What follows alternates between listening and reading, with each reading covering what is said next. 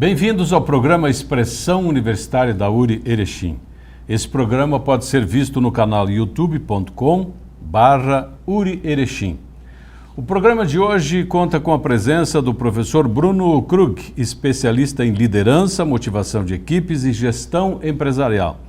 Ele foi convidado para o lançamento especial do vestibular de verão da universidade, que teve a presença de professores e funcionários da instituição.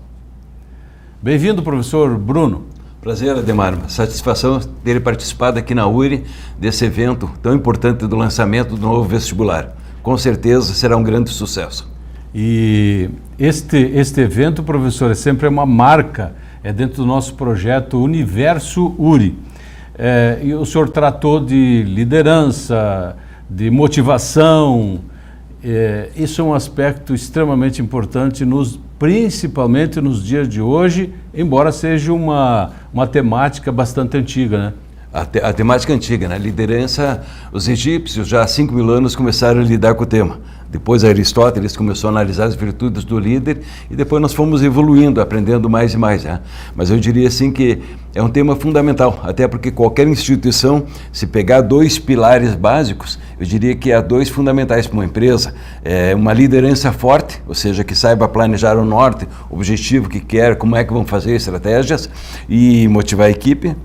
Uma equipe de vendas que faz o dinheiro entrar. Então isso vale para todas as empresas e organizações, né? E a motivação, é claro, sem ela não fazemos nada. Não adianta o indivíduo ser extremamente competente em algo se ele não tiver a motivação, a atitude necessária de implementar aquilo que ele acredita. Por outro lado, também não adianta o indivíduo estar motivado, com muita vontade, se ele for incompetente, que daí, mesmo motivado, ele vai fazer bobagem. Então é um jogo, aprender a lidar com essas competências e esse estado de espírito é fundamental. O senhor diria que o sucesso de uma organização, de uma instituição como um todo, depende de uma liderança ou de lideranças que dominem a situação, a sua área? Eu acho que sim, Ademar. Acho que o principal ponto é a liderança. Há um pensamento antigo de Plutarco, romano, então vamos colocar alguns 1000 anos atrás aí, e ele dizia o seguinte: é preferível um leão comandando um rebanho de ovelhas do que uma ovelha liderando um grupo de leões. Se eu pegar um gestor, mesmo que tenha boa vontade, mas ele for incompetente ou desmotivado ou ruim mesmo, como você pode dizer, e a equipe for boa, ele vai estragar a equipe, ele vai impedir o bom progresso, ele vai atrapalhar e os bons vão embora, né? Agora, se eu pego um líder bom, que realmente sabe influenciar, inspirar, motivar, qualificar, preparar a equipe, mesmo que ela não seja tão boa, ele prepara ela e ele consegue resultados muito maiores. Então, liderança é a chave de tudo. Na sua apresentação, na internet, inclusive, o senhor usa de uma frase importante, na minha opinião: nenhum líder, por maior que seja, pode seguir liderando por muito tempo, a não ser que conquiste vitórias. Isso Perfeito. É fundamental. Porque a equipe vai admirar o líder, e vai admirar pelo comportamento dele, pelas atitudes, pelas vitórias. Ele vai ter que provar que ele está ali, que ele está produzindo algo de concreto. E isso vale para uma pequena empresa, para um grupo de escoteiros, para o presidente da nação. Se não for apresentar dados concretos, resultados concretos, com o tempo vai destruindo a imagem e vai atrapalhando o resultado de toda a equipe. O senhor diria que hoje no país, no Rio Grande do Sul, país como um todo, a gente vive uma crise de liderança? Com certeza. Nós não temos líderes realmente que sejam fortes a ponto de mobilizar muito e principalmente de forma positiva a população. Eu até brinco em alguns casos, quando estou trabalhando com líderes, dando um exemplo um pouco delicado, mas pegando a marcha do sal de Mahatma Gandhi, século passado. No século passado nós tivemos 2 lideranças mundiais extremamente fortes, que era Mahatma Gandhi, que eu diria do lado bom, e Adolf Hitler do lado ruim, mas ambos foram líderes fortes, impactantes, né? Em determinado momento, Mahatma Gandhi ele sai numa passeata para extrair o sal do mar, pelo que me consta, a 700 quilômetros, uma marcha a pé, saindo com 13 seguidores e mais uns jornalistas, e chegou lá com 12.000 pessoas, ou seja, caminhando 700 quilômetros. E aí eu pergunto, por qual político brasileiro tu caminharia 50 quilômetros? Então, se a gente pensar, falta lideranças reais que a gente tem orgulho, né? Nós pegamos muito das frases de liderança, nós pegamos de líderes norte-americanos. E nós não temos muito nossos líderes como exemplos positivos que inspirem e nos motivem a fazer mais. É uma pena. O mundo está bastante complicado pela falta destas lideranças, na sua opinião? Eu acho que sim. Eu acho que existe muita gente boa. Existe muita gente boa. Mas nem todas as pessoas boas estão na política, estão nos meios do poder maior. Então isso atrapalha muito. Muitas vezes, tristemente, pessoas boas não se metem na política. E aí deixa espaço, porque na política não tem cadeira vazia. Então qualquer um, alguém vai pegar. E se o bom não está lá, o ruim pega. Então isso atrapalha muito. E eu digo assim que todos os partidos têm gente boa. Todos os partidos têm gente boa, não há dúvida nenhuma. Alguns têm mais, alguns têm menos. Mas a gente precisa retomar, as pessoas boas precisam retomar o poder. Eu costumo até brincar, como foi falado nessa palestra, quem é o mais forte, o bem ou o mal? Né? Normalmente todo mundo diz que o mais forte é o bem, mas na verdade o mais forte é o mal. Porque se o mal quiser destruir, tu pode levar anos construindo tua casa e ele vem com um pouco de fogo, ele destrói tua casa. Pode levar 30 anos educando um filho e alguém mata teu filho num instante. O mal tem um poder muito grande, ele só não ganha porque ele não se junta. O bem tem a possibilidade, ele tem essa virtude de um ajudar o outro. O mal ele se junta e já se atrapalha. Um já quer ganhar do outro. Então a gente precisa cada vez mais nos unirmos como sociedade, mesmo com as pequenas células da sociedade, e nos tornando mais forte. E eu acho que esse é um papel muito forte das instituições, no qual a URI tem feito um bom trabalho. Ela tem desenvolvido pessoas melhores. E desenvolvendo pessoas melhores, nós formamos cidadãos e líderes melhores. Na sua opinião, também não estaria faltando uma maior conscientização da própria comunidade em entender quem é o verdadeiro líder? Também é uma questão. Uma melhor compreensão a respeito disso? Eu acho que a sociedade ela tem que ter um olhar melhor. E ela tem que olhar de uma forma mais positiva o progresso, o sucesso, o desenvolvimento. Existem alguns conceitos de cada povo tem suas crenças, valores. E no Brasil, parece que nós temos aquela síndrome do coitadinho e não temos orgulho das conquistas. Nós damos muito ênfase ao negativo. Nós temos prazer em falar dos fracassos. Nós temos prazer em olhar o que deu errado e pouco valorizar o certo. Em vez de nós pegarmos as coisas boas e aplaudirmos e elogiarmos as boas ações, os bons indivíduos, a gente busca a mediocridade. É uma pena. Estamos num processo de mudar isso, mas ainda é um processo longo, onde nós precisamos valorizar, digamos, a pessoa, o indivíduo em si pelo esforço. A gente até pode dizer politicamente correto, tem muita coisa bonita com boa intenção, mas que não funciona. Eu vou dizer assim, que todo mundo é igual. Eu diria que não. Nós somos iguais aos olhos de Deus, para Deus. Agora, para o mundo real, cada pessoa é um indivíduo único. Uns são melhores, outros são piores. Uns são mais inteligentes em algumas áreas, outros são mais em outras. Uns são talentosos, outros não são tanto. Mas nós não somos iguais. Alguns indivíduos têm capacidades maiores e servem mais para realmente conquistar uma equipe, uma liderança e conduzir o grupo a algo maior. E nós precisamos no Brasil trabalhar isso. Desenvolver lideranças, mostrar o valor da liderança, a sociedade tem que dar o apoio e nós precisamos nos unir para crescer e não brigar tanto por pequenas coisinhas, interesses particulares. Talvez seja um dos motivos que o Rio Grande do Sul atrapalha, né? Que ele tem muita briguinha que em vez de se juntar para crescer. O que não acontece em outras regiões, né, professor? Que as pessoas das mais diferentes posições partidárias se unem para conquistar uma vitória, seja a nível nacional ou mesmo regional, o que não acontece conosco por sermos um pouquinho bairristas, né? A primeira vez que eu trabalhei muito tempo atrás no Paraná, eu lembro que fui para lá e quando terminou a palestra, um grande empresário disse assim: Bruno, por que o Rio Grande do Sul é tão atrasado? Na hora eu fiquei bravo, não gostei muito de escutar aquilo, mas eu refleti sobre o que eu tinha visto em todo o trajeto. E eu pensei, não, realmente o Paraná é muito melhor, mais estruturado, mais próximo do Rio Grande do Sul. E comecei a ver que a gente não tem uma liderança que se junta. Os líderes pensam muito no indivíduo, no seu grupo partidário, no seu ganho. E isso não ajuda, não agrega. Nós podemos brigar sim, partidos podem discutir em época de eleição, mas a gente tem que se juntar para conquistar algo maior. Uma comunidade, ela tem que pensar em como fortalecer aquela comunidade. Como é que eu vou fortalecer Erechim? Como é que eu vou fortalecer a região do Erechim? Como é que eu vou fortalecer o Rio Grande do Sul? Nós temos que pensar e expandir isso, de uma forma que todo mundo possa ganhar. E é possível. É possível melhorar a vida, a qualidade de vida, a cultura, a inteligência do povo, na medida que os líderes assumam o seu poder.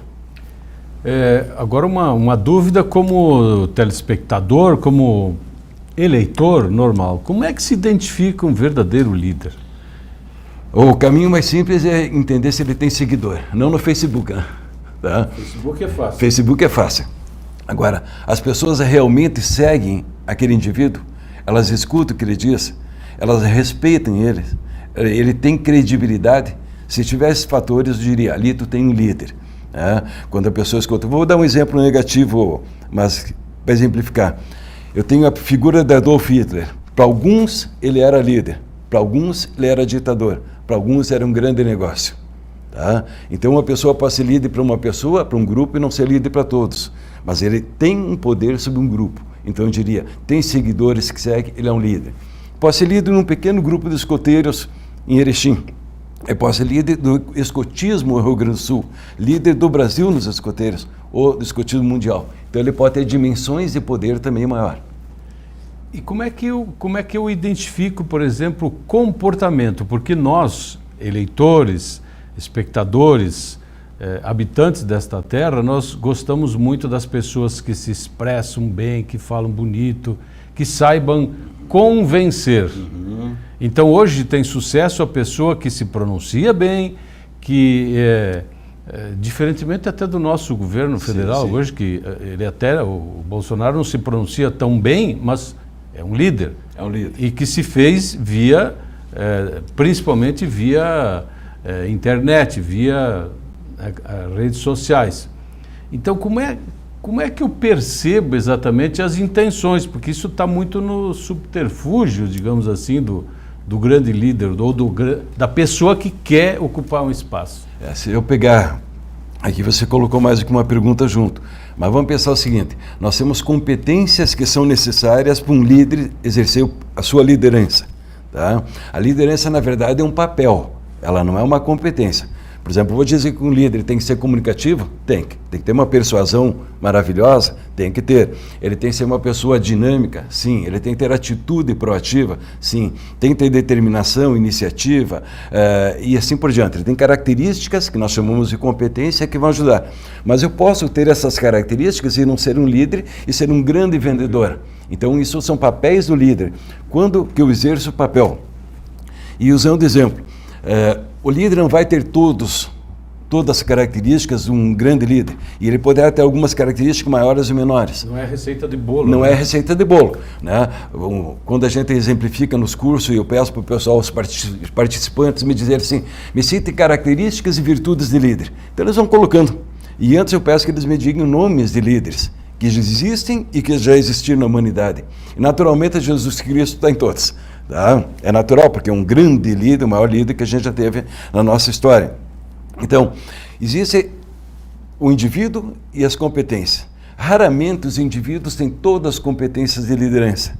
Eles geralmente têm algumas delas num nível maior que a maior parte da sociedade. E aquele conjunto faz. Eu vou pegar o próprio Bolsonaro e ao mesmo tempo Lula. Ambos se comunicam de uma forma errada.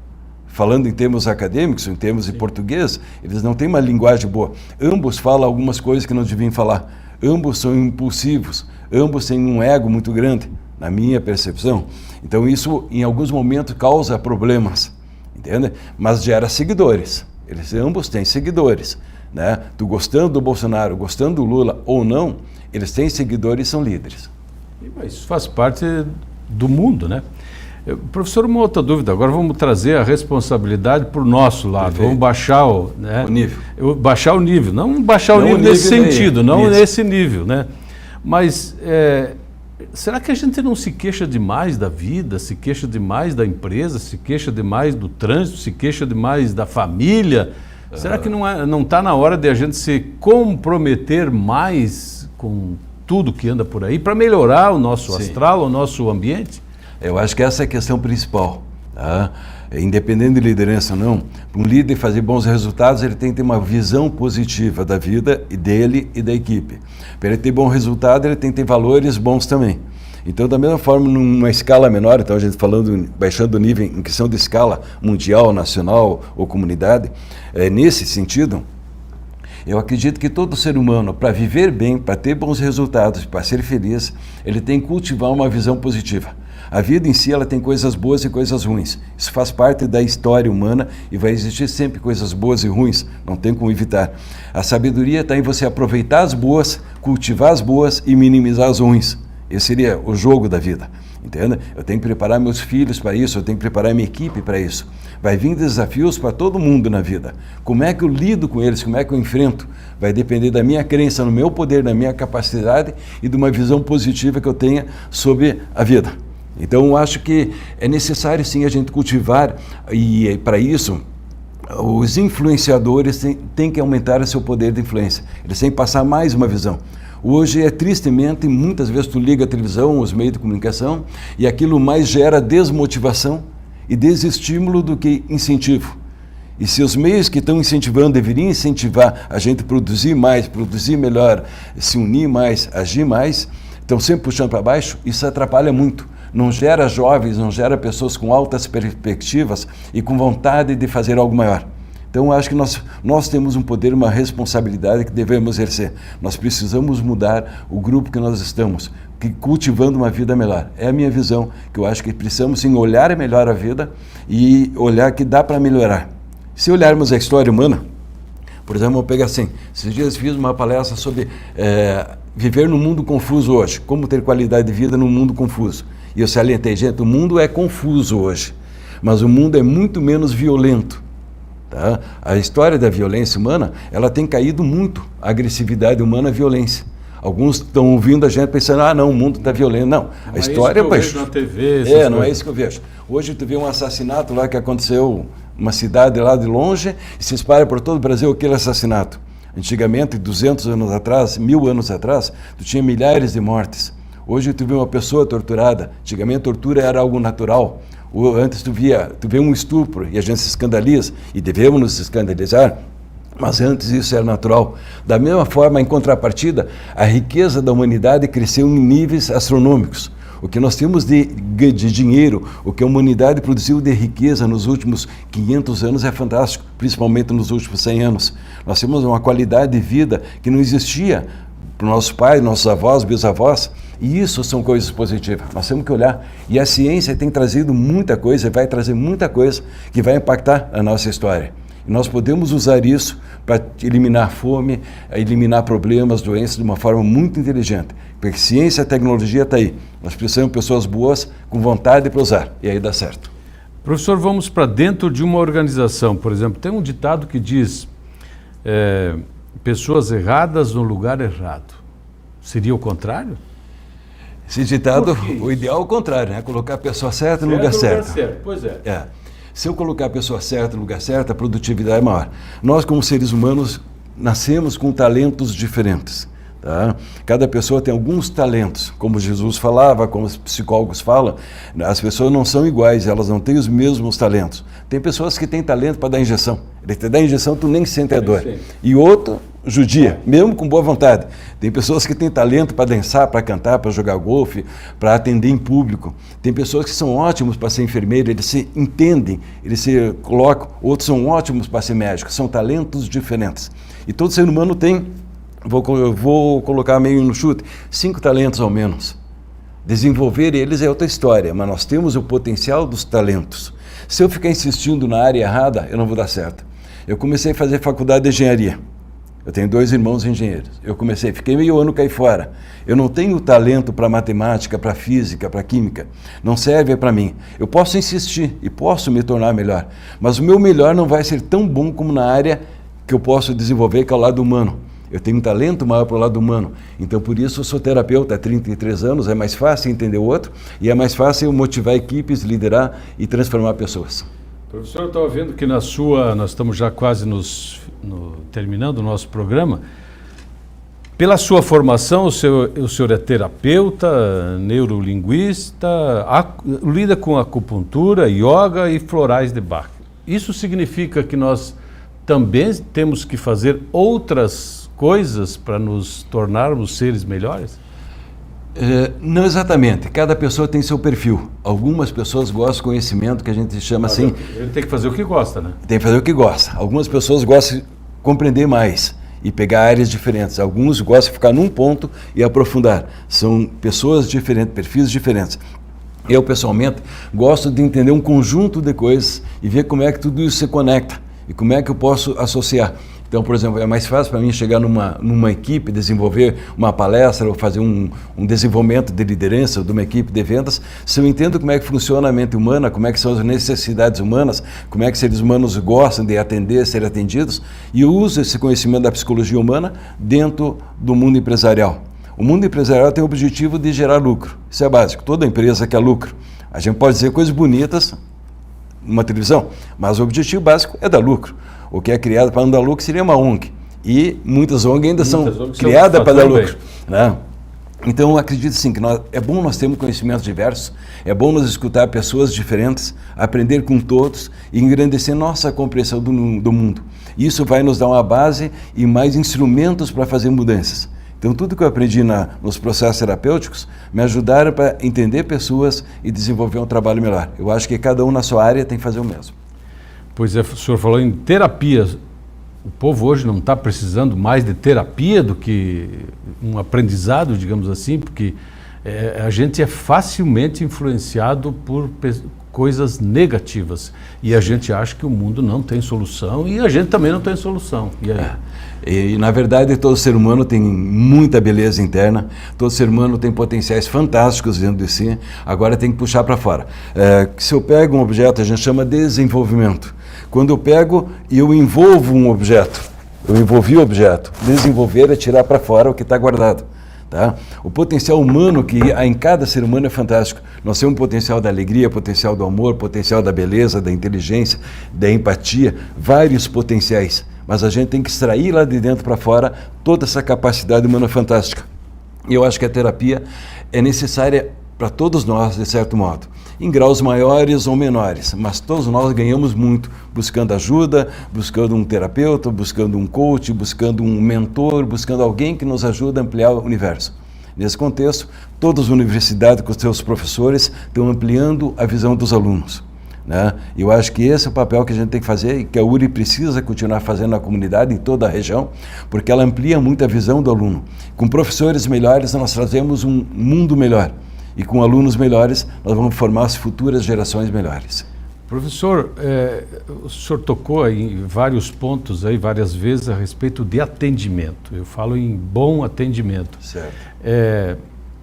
A gente, às vezes, se decepciona com essa palavra em alguns locais, mas se há necessidade de um bom atendimento em qualquer circunstância, seja comercial, industrial, nosso serviço universitário, por que a gente sempre dá de cara com um mau atendimento? O que está havendo? Onde é que está a saída para isso? Eu acho que em desenvolver a mudança, desenvolver as pessoas, novamente, desenvolver as pessoas. Gostar de pessoas. Gostar de pessoas é básico para eu atender bem. Tá? Independente se o cliente é um pouco chato ou não, né? Eu tenho que entender que é o seguinte, todo cliente paga meu salário. O cliente que eu gosto é o cliente que eu não gosto, mas ele paga o meu salário. E o cliente está buscando na nossa empresa o que é bom para nós. Tá? Quanto mais clientes, mais eu tenho certeza que eu vou poder crescer e manter meu emprego, meu trabalho, minha empresa. Então, independente do cliente, eu vou ter que gostar dele e aprender a crescer com ele. E eu preciso mudar a equipe de atendimento, se possível, contratando gente que goste de gente, tá? E ajudando eles a compreender o valor do seu trabalho. Eu acho que um problema, Ademar, nas empresas e talvez nas instituições gerais, que a maior parte das pessoas não sabe o valor que o trabalho delas tem perante aquele cliente. Ou seja, elas fazem o trabalho simplesmente como forma de recompensa financeira e segurança, estabilidade. E o trabalho é muito mais, eu tenho que fazer meu trabalho de uma forma que eu possa estar contribuindo com algo real na vida daquelas pessoas. A pessoa que vende uma camisa está ajudando pessoas a se vestirem e se protegerem. A pessoa que vende uma furadeira está vendendo aquele furinho na parede onde vai se pendurar das coisas, prateleiras e tudo. A pessoa que está fazendo uma operação está salvando vidas. A pessoa que está fazendo uma palestra está inspirando pessoas. Cada um tem seu valor. E a gente precisa entender o valor do trabalho e olhar o trabalho de uma forma boa. E na nossa cultura nós olhamos o trabalho como castigo, obrigação e sacrifício. E aí cada cliente que vem, para a gente é mais um problema para enfrentar, em vez de ser algo positivo para ajudar. Então, se o vendedor estiver desanimado, tá? Tiver despreparo, tiver desprezo, tiver desleixo, ele vai estragar todo o atendimento. E aí volto, a chefia da empresa, a liderança da empresa tem que estar vendo o que acontece lá no balcão, para mudar a equipe dele se necessário e transformar a equipe, senão o atendimento continua sendo ruim. Professor Bruno Krug, foi um prazer contar com a sua presença aqui no nosso espaço do Expressão Universitária.